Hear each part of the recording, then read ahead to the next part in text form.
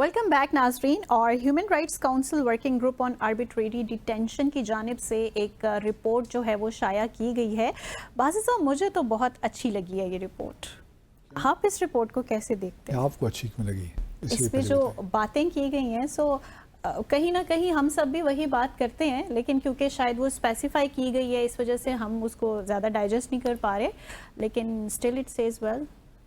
اس سے پہلے کہ میں اس رپورٹ میں بات کروں، مجھے ایک بات کہنا بھول گیا میں کہ یہ دوحہ پچھلے سیکشن میں ہم نے بات کی تھی نا، سیگمنٹ میں دوحہ کانفرنس افغانستان میں.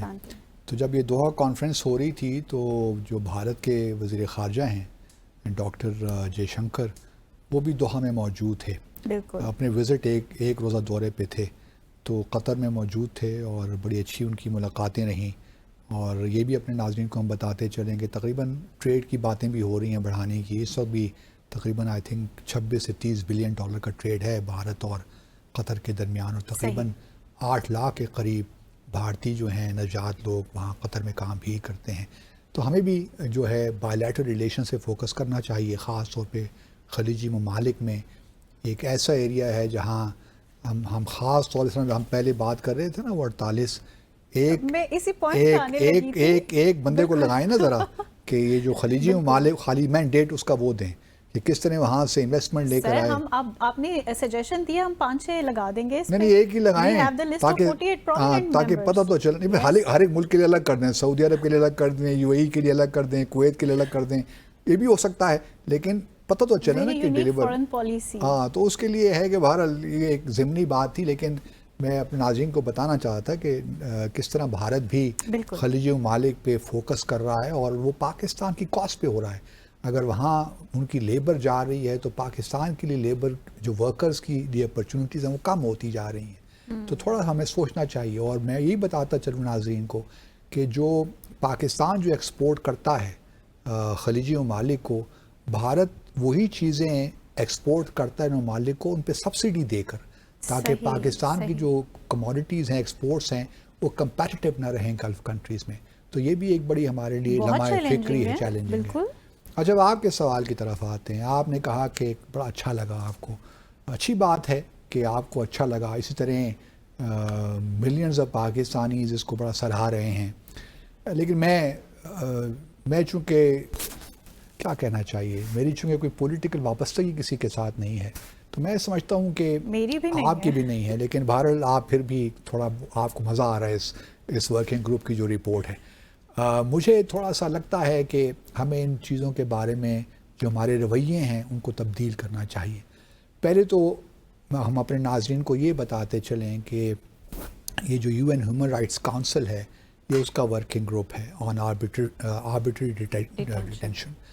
لیکن جو ورکنگ گروپ ہے، بہت سے سسٹمز ہیں کونسل کے اندر. یہ انٹر گورنمنٹل ورکنگ گروپ نہیں ہے، نہ یہ اوپن اینڈیڈ ورکنگ گروپ ہے. یہ ورکنگ گروپ یہ ہے کہ ہیومن رائٹس کونسل ایک 5 ایکسپرٹس، یہ 5 لوگوں پہ مشتمل ہے یہ ورکنگ گروپ. تو یہ 5 ایکسپرٹس ہیں جو تمام جو ریجنز ہیں ان میں سے ایک کو وہ اپوائنٹ کر لیتی ہے. افریقہ سے ہو گیا، ایشیا سے ہو گیا، ویسٹرن یورپ گروپ سے ہو گیا، امریکہ and so on and so forth. تو یہ 5 بلکہ ایک مجھے یاد پڑتا ہے کہ 2008 سے 2014 تک ہماری بھی خاتون تھیں، مسز شاہین سردار خان، شاید وہ بھی اس ورکنگ گروپ میں ایک زمانے میں تھیں. اور پھر ایک انڈین بھی تھے، کپل سبل صاحب، وہ بھی اس میں ایک زمانے میں وہ بھی تھے اس کے رکن.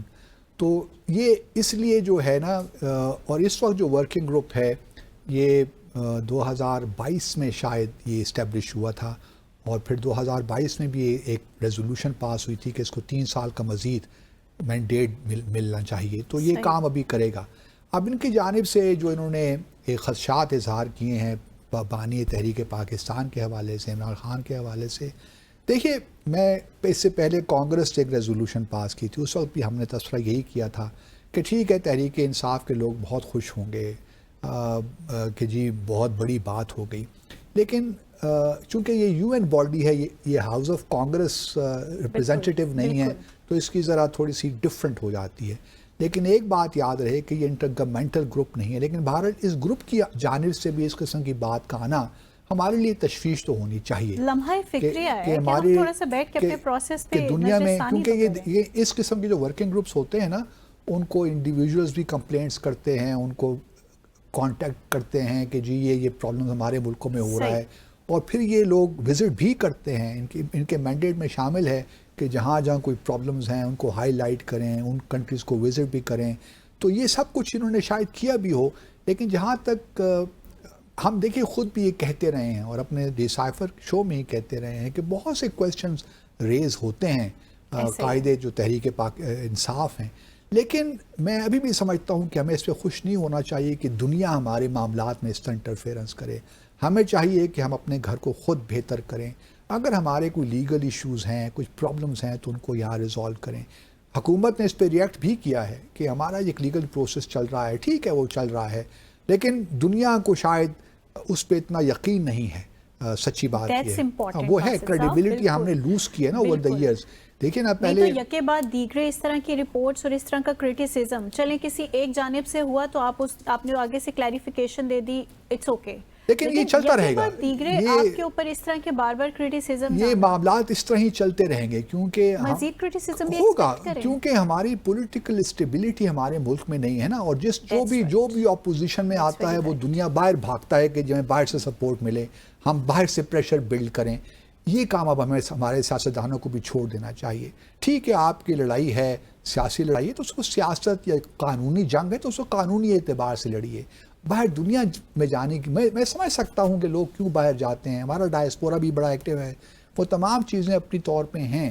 لیکن پھر بھی میری جو ایک التجا ہوگی وہ یہ ہوگی کہ اپنے جو آپ کے مسائل ہیں اپنے گھر تک رکھیے. ٹھیک ہے دنیا گلوبلائزڈ ہو گئی، ہم یہ بھی نہیں کہہ سکتے کہ ہم بس اپنے طور پہ بزی رہیں اور دنیا کو پتہ نہ چلے کہ ہم اپنے کام کیا کریں، وہ پاسبل نہیں ہے.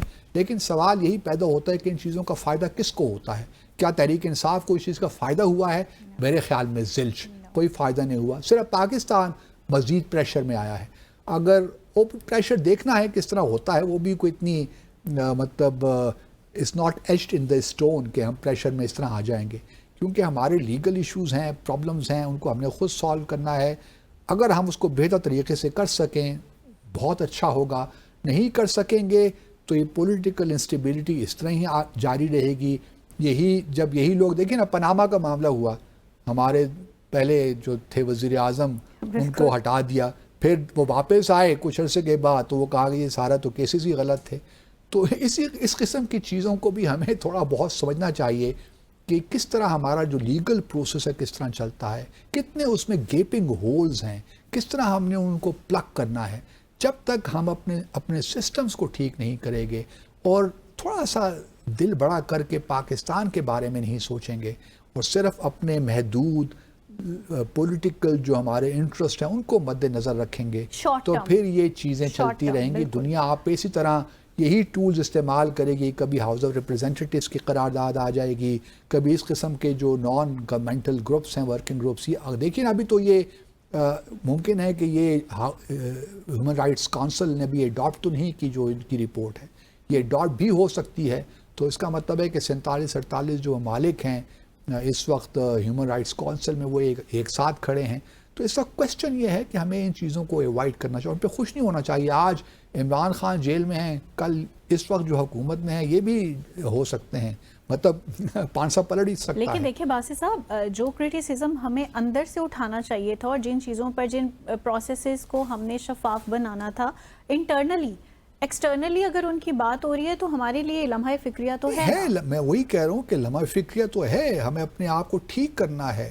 ہمارے جہاں بھی ایشوز ہیں، گیپس ہیں، پرابلمز ہیں، ہم نے ان کو ٹھیک کرنا ہے.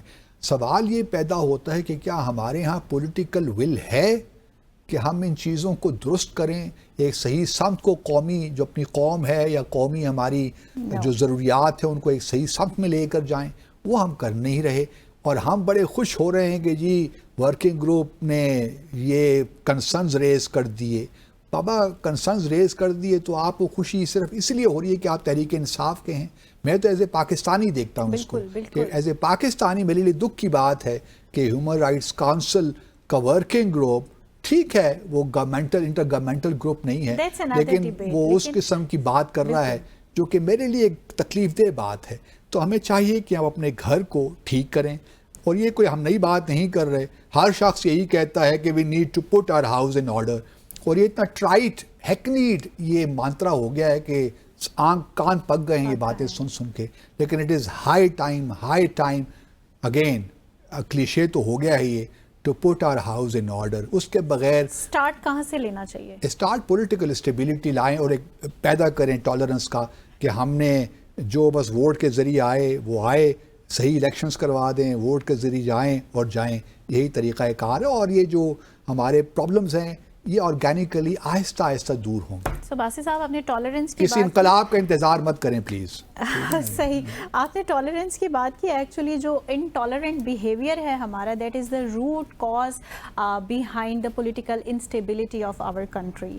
سو ناظرین, اسی کے ساتھ ہی آج کے پروگرام کا وقت یہاں اختتام پذیر ہوا چاہتا ہے. آپ سے ملاقات ہوگی انشاءاللہ کل. ٹل دین ٹیک کیئر. اللہ حافظ.